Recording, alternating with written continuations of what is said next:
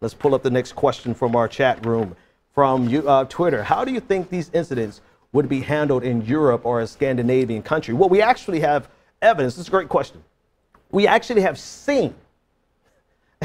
Okay, we're going to answer this on two levels. Number one, you don't have to go outside of the United States to see people, police officers, restrain themselves. We have examples of police officers in the United States using unbelievable restraint. It's just never in the cases of black people.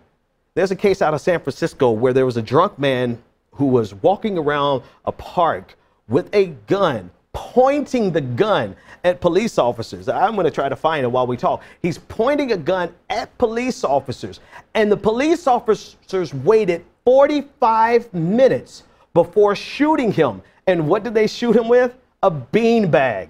They didn't shoot him with deadly force. They shot to immobilize him. He survived, got arrested, went to jail. So we don't even have to go to Europe or Scandinavia to see examples of professional restraint. We can see it in the United States. We just can't see it when it comes to black people.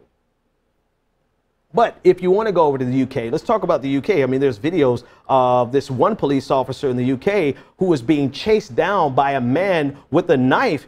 The man wanted to be killed, and that police officer did everything they possibly could to not, and the man lived.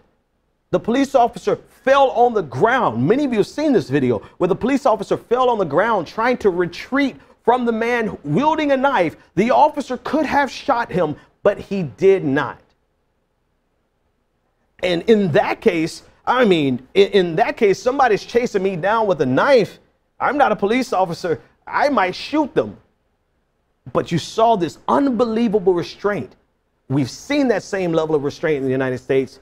Again, we just rarely see it in the case of African Americans, black Americans.